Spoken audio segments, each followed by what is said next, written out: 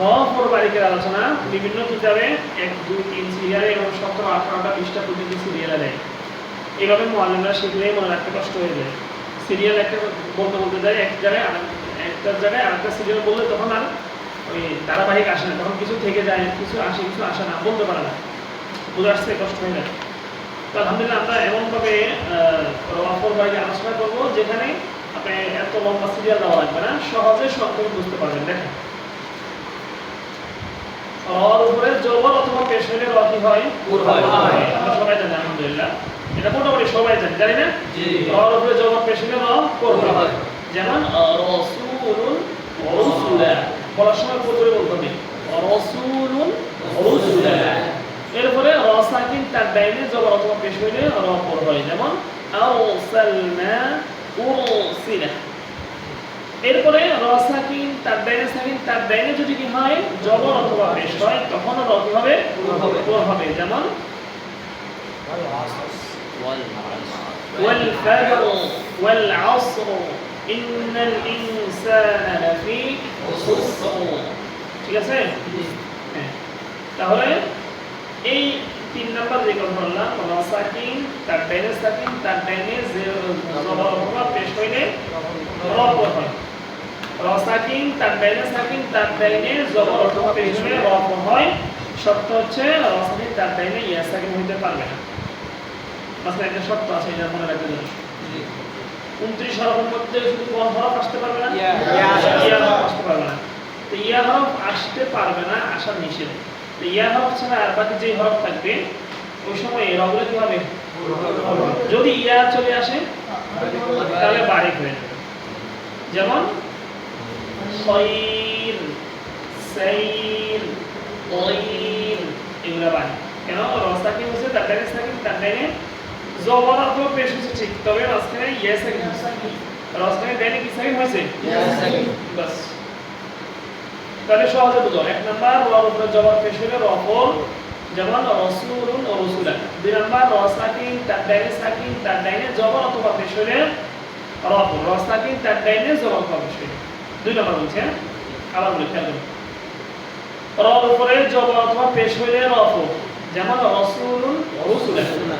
র সাকিন তার ডাইনে জবর অথবা পেশ হলে র পর, যেমন আরসালনা উরসিলা। 3 নাম্বার র সাকিন তার ডাইনে জবর অথবা পেশ হলে র পর, যেমন ওয়াল আসর ইন্নাল ইনসানা লাফি খুসর।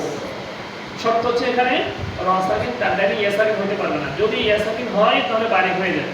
যেমন খায়র, সাইর, তায়র। মাথায় ইনশাআল্লাহ পরে আলোচনা। এরপরে বারিক র নিচে যে হলে র হয়, যেমন রিজাল। বুঝা আসছে? যেমন 2 নাম্বার র সাকিন তার ডাইনে যে হলে র বারিক, যেমন ফিরআউন। যেমন র সাকিন তার ডাইনে যে হলে র বারিক। এই বারিক হওয়ার জন্য 3টা শর্ত, 3 শর্তে এই রটা কি হয়? বারিক। তাহলে কায়দা মনে রাখবেন, র সাকিন তার ডাইনে যে হলে র বারিক, শর্ত হচ্ছে 3টা। কয়টা? 3টা। তাহলে র সাকিন তার ডাইনে যে হলে র বারিকের জন্য কয়টা শর্ত? 3টি শর্ত। 1 নাম্বার র সাকিনের পরে, এটা কি বলে, র সাকিনের বামে ইস্তিআলা হরফ আসতে পারবে না, অথবা মুস্তাআলিয়া হরফ, অনেকে ইস্তিআলাকে মুস্তাআলিয়া বলে, অর্থাৎ মোটা হরফ আসতে পারবে না। মোটা হরফ বুঝে আসছে? এটা র সাকিনের বামে মোটা হরফ আসতে পারবে না। যদি আসে তাহলে কি হয়ে যাবে?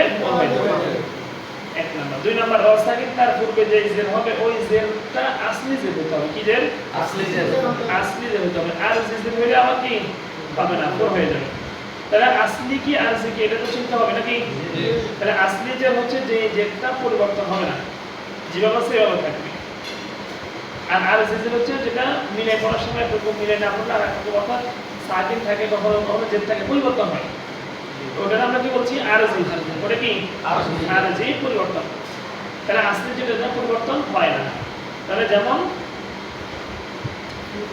উদাহরণ হচ্ছে, যেমন কি ফিরআউন, এটা আসলে যে ফিরআউন। তাহলে র সাকিন তার ডাইনে জের হয়েছে, যেমন ফিরআউন, তারটা বাড়ি। কিন্তু শর্ত আছে 3টা। র সাকিনের পরে মোটা হরফ থাকতে হবে না, র সাকিনের পূর্বে জের আসলি হইতে হবে। তাহলে ফিরআউনের জেরটা আসলি না আরজি? আসলি। র রসায়নের পূর্বে যেটা কি আসলি, যেমন ফিরআউন এই ফাজিসের যেটা আসলি। আচ্ছা 2 নম্বর শর্ত পাওয়া গেল। 3 নম্বর রসায়নের পূর্বে আর রসায়ন একই শব্দ থাকতে হবে। তাহলে ফিরআউন এখানে একই শব্দ আছে কিনা? জি। তাহলে 3 নম্বর শর্ত ফিরআউন মধ্যে পাওয়া যায়, এই জন্য ফিরআউনটা বাড়ি। বুঝতে পারছি কথা? আর যদি এই 3 শর্তের কোনো একটি শর্ত যদি ছুটে যায় তাহলে কি হয়ে যাবে? সাথে সাথে কোর হয়ে যাবে। কি হয়ে যাবে? কোর হয়ে যাবে।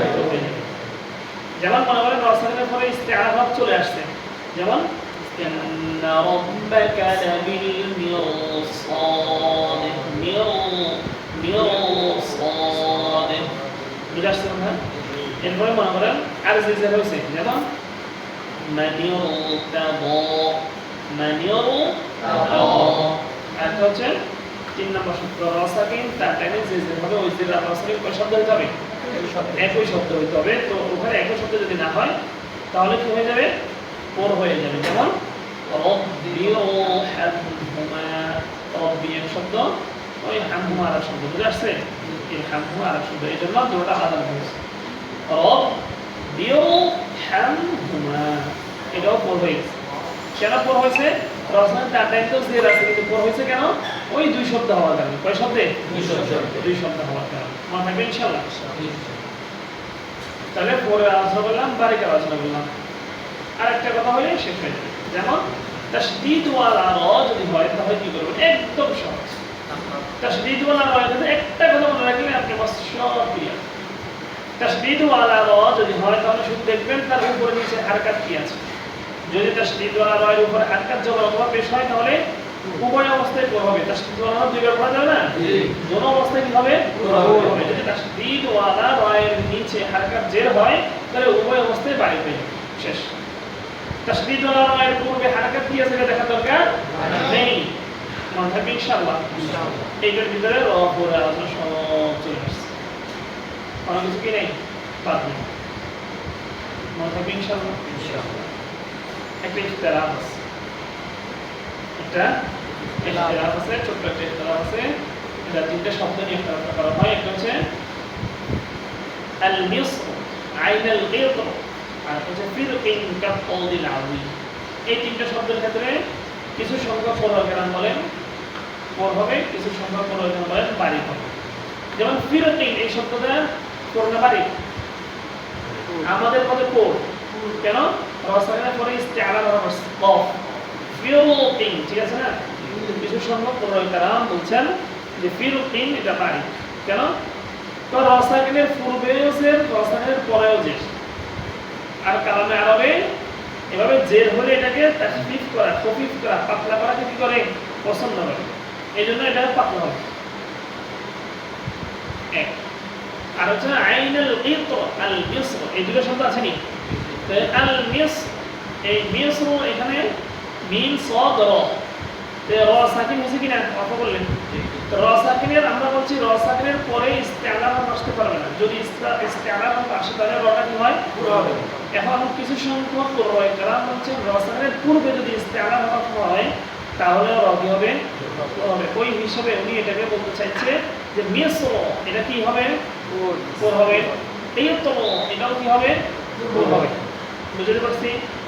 আর আমাদের কথা না, র সাকিনের পরে মোটা হারফ আসতে হবে তাহলে পর হবে। এই ইখতিলাফটা বুঝছেন? আচ্ছা, এই ইখতিলাফের সমাধান কি? ছোট্ট করে বলে দিই মনে রাখার মতো করে। ফিরকিন এখানে দুটোটা সহি, বাড়িকে করতে পারবে, পরও করতে পারবে। এখানে কালাম আরবের যে দলিল দিয়েছে যে কালাম আরব খফিফকে পছন্দ করেন, তাখফিফ হওয়াকে।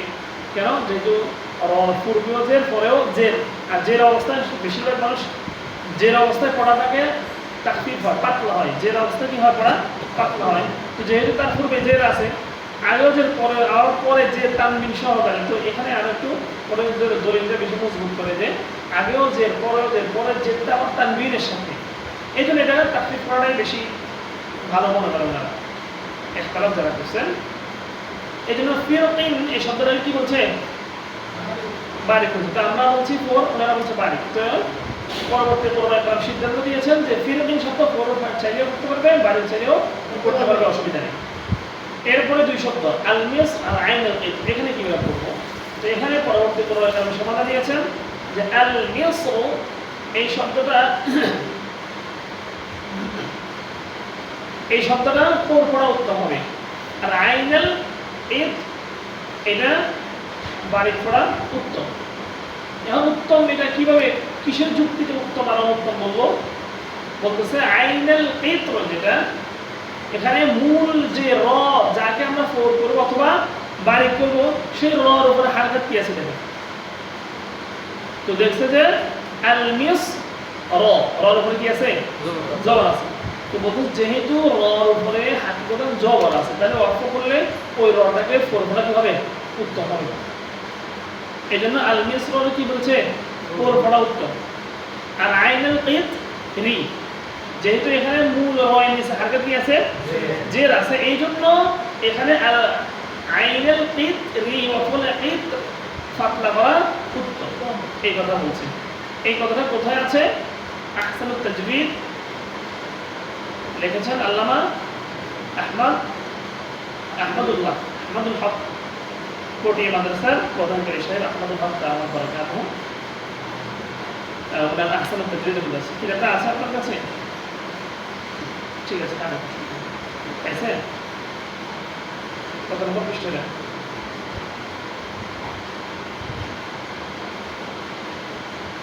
হ্যাঁ, 57-58 নম্বর পৃষ্ঠা। এখানে সব দেওয়া আছে। 61 নম্বর পৃষ্ঠায় আইনাল কিতরি আল মিসর সব দেওয়া আছে, খুব সুন্দর ভাবে। হ্যাঁ, এটা উর্দুতে আছে, এটা বাংলাও আছে, মোকারা করতে পারেন। তো ছোট্ট একটা ইখতিলাফ করছে, তাহলে ইখতিলাফটাও বলে দিলাম, ইনশাআল্লাহ বলে রাখেন। হ্যাঁ, আর কি